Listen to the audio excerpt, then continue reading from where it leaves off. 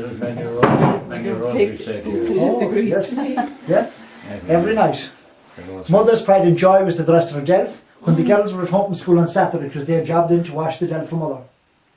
The medicine cabinet over the bed. Castor oil, syrup of figs, salt, senia pods and sulphur. February, March, you got a dose of salts and castor oil so that your system was free of all toxins for spring. March and April, you got nettles and cabbage, remembering that the water came from the spring well. So much of the minerals that your body required was contained in the natural spring water. Any shortfall in iron to your system was substituted too by getting a couple of dinners of nettles and cabbage boiled in early spring. Towards the end of April, early May and again in October, we got sulphur and treacle, sulphur and molasses, so that we didn't suffer from styes, pimples or boils. If we got sick, then we were looked after in the kitchen bed. We were focus of attention in there. Mother or father would trade places with us. And often when people come here, they think that the people that lived here must have been small or dwarfed. Jumping to that conclusion when they come to the front door, not understanding the tax system and operation when the house was built. Confused then when they come in and look in on the outshot, the hag of the colloch, which is this impression referred to the bed in the kitchen in Mayo. The reason why the bed was short was unfortunately many of us were devastated with TB and we didn't sleep like we sleep today. In those times people were advised to sleep sitting up so that the liquid stayed at the bottom of the stomach and wasn't going into the lungs, causing further complications. Which was the meaning of the large pillow, which was referred to as the bolster, supporting your back when in that upright position. Here then you have the cradle for the baby, with the Christian symbols on the four corners of it.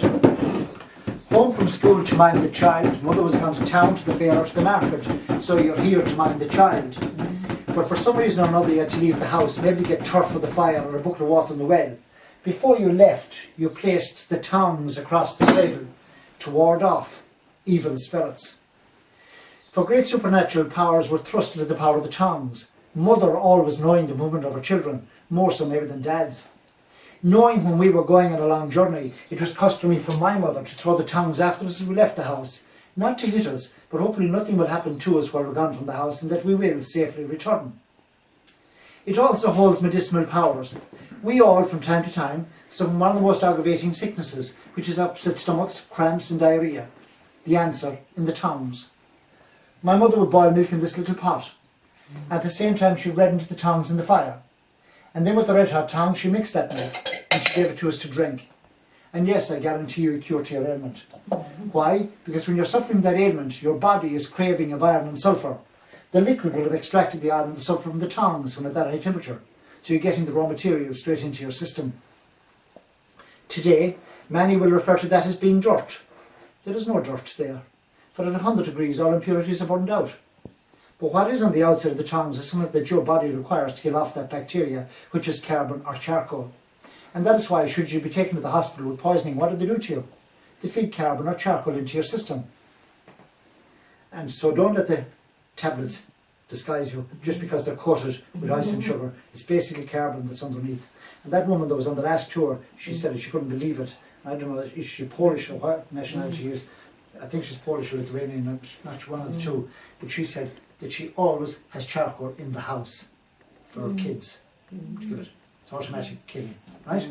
And why was there so much significance placed to the power of the tongs? As Christians we are led to believe that our Lord was crucified on Good Friday. He was crucified with nails, the blacksmith making them. He had metal to make 2 nails. Where did he get the metal for the 3rd nail? Reputedly cut the leg of the tongs. That is why when you get a tongs that has been made by a blacksmith, one leg will be slightly shorter than the other. How do you recognise a blacksmith's tongs? It is a small round head. It is a long neck. It is 1 eye. It is 2 crooked shoulders, a long leg and a short leg, and was known in this area as a drunken man. Up in the room is my grandmother's bed, and my grandmother used that bed till she died in 64. When she died in 64, my dad then used it till he died in 92. When we left this house in 1970, my dad took the bed with him to the house next door. And in 1980, my own daughter Geraldine was born in that bed in the house next door. So 4 generations of us alone have used that particular bed. And can I just add to that, that no child has been born in a house in this parish, and this is the 2nd largest rural parish in Ireland. No child has been born in a house in this parish since. That's nearly 33 years ago. That's how the roof was put on the house. The scroffs and the bog are placed under the ribs. The pointed sticks and the scallops coming through show on the thatch. A ceiling light that's over us went in towards the end of the 50s, early 60s, when a few dollars or a few pounds came back from immigrants. Well, up in the room it is canvas bags. Those bags here opened up and sewn together, nailed up to the rafters and whitewashed. We always referred to down in the room and up in the room. When the animals were put from this section of the house, that's when that wall there was built. And often it may not be a stone wall at all that was there, but a timber partition, or maybe just those Hessian bags nailed up and whitewashed. The step still survives going down, for the animals were at a lower level to the people. It's gone up in the room. I've taken that out so that it was accessible for wheelchairs. Also, my father had put in a concrete floor here in the kitchen to make life easier for my mother. And I wished to place the flags back, for they were still stacked at the rear of the house taken out in the 50s. But didn't place them without first asking an old man out the road here, was there any pattern to be followed? And he said to me, be sure and put a big flag in front of the fire, known as a hearthstone. And on a cigarette box he drew a plan. Under the top left-hand corner of the flag in front of the fire, he said put a flint stone. That was to represent that anybody who'd ever stand by the fire would always have light, meaning sight. Under the top right-hand corner he said put a couple of pieces of sticks that would always have heat. Under the bottom left-hand corner a coin that would always have wealth, meaning health. And the bottom right-hand corner a couple of grains of corn that would always have food. While in the centre, looking into the fire, he said put a horseshoe that when they walked away from here, they'd always be lucky. And that's what I can wish the 5 of you. I can tell you I've done those 5 things. I didn't do what I was told to do by another man under the flag in the centre of the floor. Under the flag in the centre of the floor, I was told to put a horse's head. When I asked the meaning, when people will tap dance, the skull will give off an echo. Well, then 3 years later, a priest at Ballintubber told the story that during Celtic times, when people were giving thanks to the gods for the fruits produced by the earth, they sacrificed a cat. When the cat was being slaughtered, the squeals of the cat frightened the horse. The horse then had to be put down and was buried under the first residence built in the area. Then about 15-16 years ago, a family visited here. With that family was a lady in her 70s who sat here by the door. To quote her words, she said, "I'm as blind as a bat." She listened to the stories. She was taken outside and I spoke to her outside and she said, "I'm delighted I came. Thrilled to hear you tell those stories, for I heard them," she said, by my father.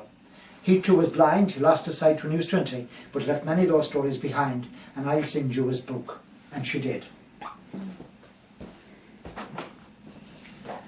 Carrick in My Time by Paddy Harper, A Blind Man. And when I opened page 55, there was a rubbing of the flag floor from his mother's home in Tyrone in Northern Ireland, dated 1882, with the carving of a horse, which motivated me then to have a look to see was there any evidence of those horses' heads ever uncovered, and discovered that at the Histertian Abbey at Moon in County Kildare, about 20 odd years ago, when restoring one of the buildings attached to the abbey there, when they removed the flag floor, discovered 4 skulls of horses underneath. Also at Lairn in County Antrim, Drummond in County Leitrim, County Cavan, County Monaghan, County Wexford, County Clare, County Fermanagh, skulls of horses uncovered and recorded. And about 12 years ago, a family restoring a house just down the road from us here at Ross at Pontoon, and having heard me talk of objects that were placed underneath the floor, kept an eye out to see was there any features under theirs. Yes, when they lifted the flag in the centre of the floor, there was a horse's head. And to show that we are not freaks or crazy individuals putting objects like this under the floors of buildings, a few years ago we had a tour here from Gloucestershire.